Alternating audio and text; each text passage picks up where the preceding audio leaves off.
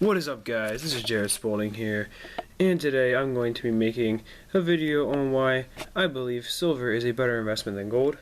I think I've done a video like this before in the past, but you know what? I think it's really a topic that more people should be aware of, and I also believe that this video will have some better arguments for why silver is better than gold. So let's jump right in here. Now, there's two main reasons why I prefer silver to gold. The first one is the cost. Now you might be thinking, well, that's not really something that should factor in when it comes to this, just because of the price alone. And you'd pretty much be right, except for one factor. Now this is for the average stacker who, isn't making like 10 million a year or something like that. Like, just someone who's like a normal salary, but they also want to get into silver or in gold, all sorts of precious metals, whatever it is. Someone that wants to get into this. Now, you see, the problem with gold when it comes to cost is that for around the price of 10 ounces of silver, you'll get 3 grams of gold. What this means is quite simple. It means that now, I understand that a 10 ounce bar of silver isn't like, the holy grail of silver bars, and I was like, oh my god, you have a 10 ounce silver bar, that's insane. But it's high enough where you're not going to be paying as much of a premium. It's probably like the lowest bar where like it's considered good for large investing, because you're not going to be paying nearly a premium on that you'd pay on like 3 grams of silver, like in 3 grams of gold. So at the same amount of money, you can buy either one. But the premium on the 3 grams of gold is going to be insanely high compared to the 10 ounces of silver. So you're getting more metal per dollar. And not just metal in terms of overall, because obviously you're getting more, but more actual metal, like in terms of, let's say, like, dollar value of the metal. Like, so whatever weight value for each one will be worth exactly $1. You're getting more of it in that sense as well. Now, this also means that, of course, how much you have to spend over $1,000 just to buy a sizable amount of gold, enough to where it's not going to have too high of a premium on it. That'd be an ounce of gold. You'd have to spend around a little over $1,000 right now, which is a lot of money to most people. Not something that you just make every day. It will take you, several days to make that much money, and it also, of course, it's expensive to do in terms of like 10 ounces or more. So generally, you're going to be getting more silver dollar. There's more silver value per dollar than you will with gold, unless you can afford to buy 10 ounces of gold or more, where you're not going to be paying too much of a premium. Now, here's the second reason, and that is silver just has more potential for value gain than gold. Now, I'm going to go over a few different things here. First of all, let's go with bullion. Now, silver is, in terms of compared to gold, I believe very undervalued. Why? What is my reasoning for this? Well, silver is about 12 times more abundant than gold. So you might think, oh, well, this would be 12 times cheaper, right? Or maybe even 20 times. That might seem reasonable. But no. Silver is about 85 times cheaper than gold. Therefore, the cost to availability ratio is way off. Silver is much rarer than it's being treated in terms of gold. In fact, it's only 12 times more common than gold. So shouldn't it be 12 times cheaper, not 85, 90 times cheaper? And this, of course, also means with how cheap silver is, it's going to be replacing gold in a lot of factors. Now, silver is more conductive than gold. It's more, it has more strength than gold, and it's better for several things than gold is. This means that silver is going to be seen as a cost-efficient way to do the same thing as gold. And if you could pay 80 times less to have the same or even possibly a better effect, I'm pretty sure you would. Any major company is going to do that. They can charge less for the products and still make a bigger profit. But this also means that the silver is going to be getting eaten up pretty quickly. The demand is going to go really high on silver, and this is going to make it more valuable. So then it's all of a sudden, within a month, silver value could double because people are wanting it, because even if you're paying twice as much for it, it's still 40 times cheaper than gold, right? So, you're going to be willing to pay 2, 3, or even 4 times more. And you have to remember something. Silver is not only based on its melt value, but also based on what someone is willing to pay you for it. Which means that maybe someone will be willing to pay twice the melt value of silver, and therefore you're making more money. Just to entice you into selling them silver, because they can still make such a huge profit in terms of using silver instead of gold, since it's so much cheaper. Now also, silver is the perfect weight in terms of storage.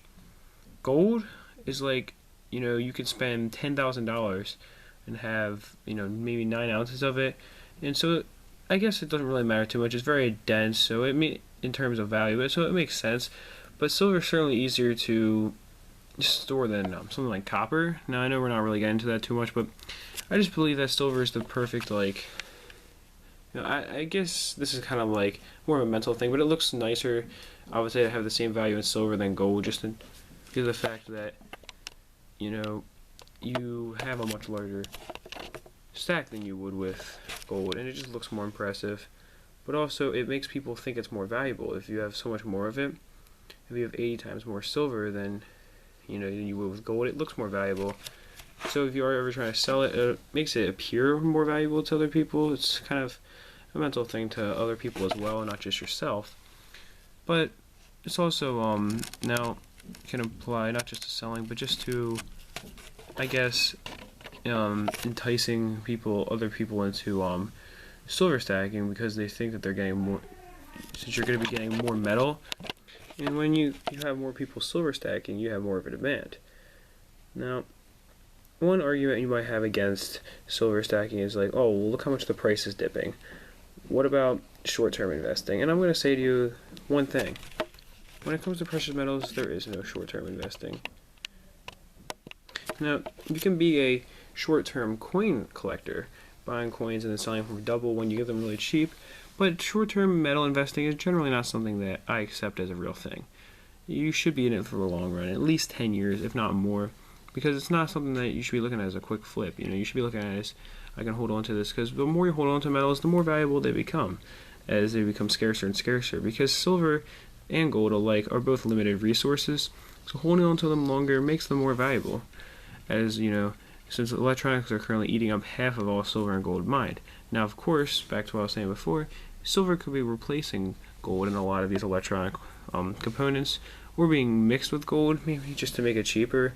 So you're going to be using more silver than gold, in which silver will be getting eaten up faster than gold, bring up its value faster.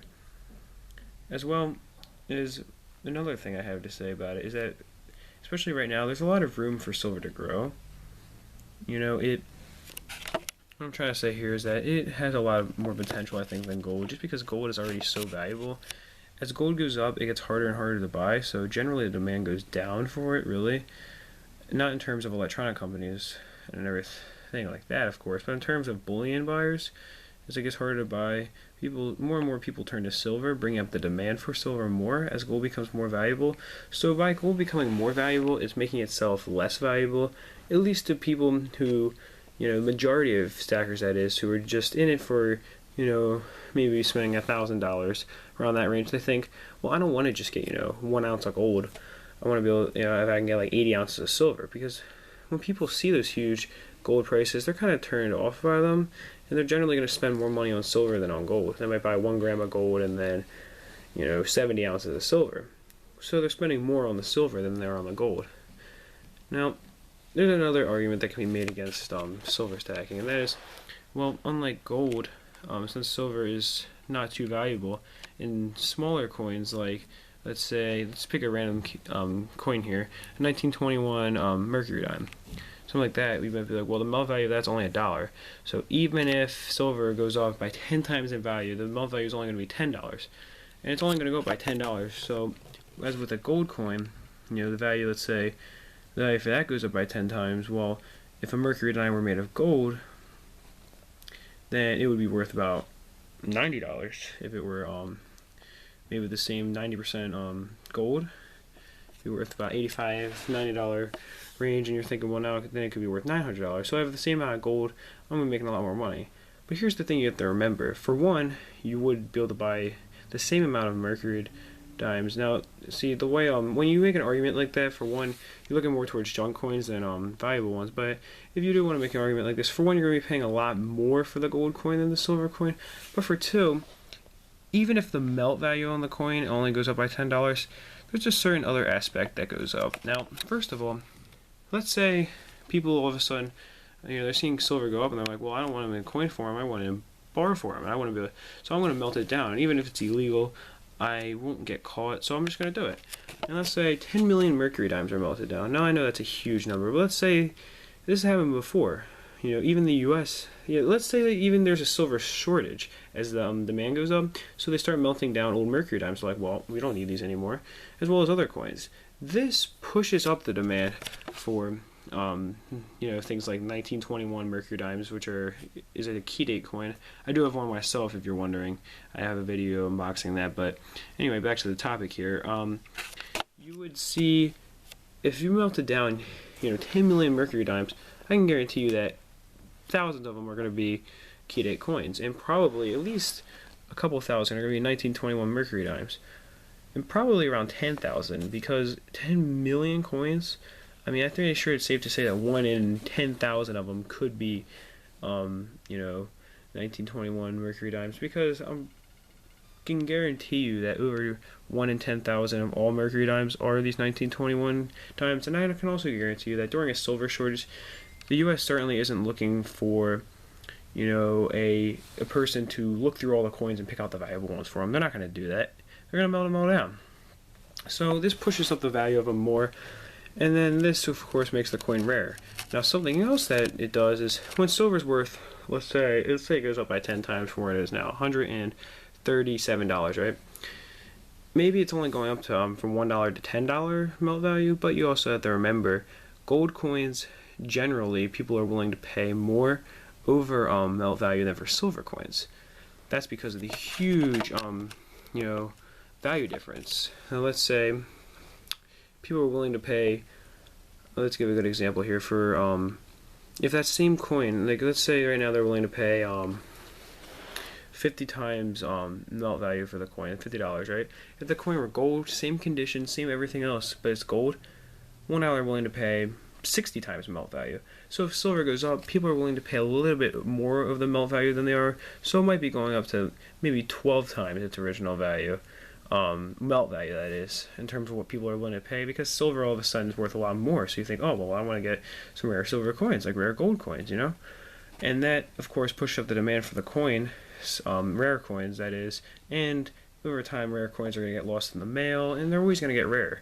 They're not going to get more common unless a huge cache of them are found, which is like a 1 in a million chance.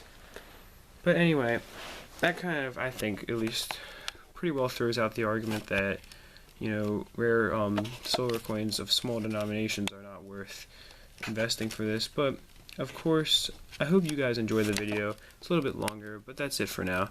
Peace, love, and much respect.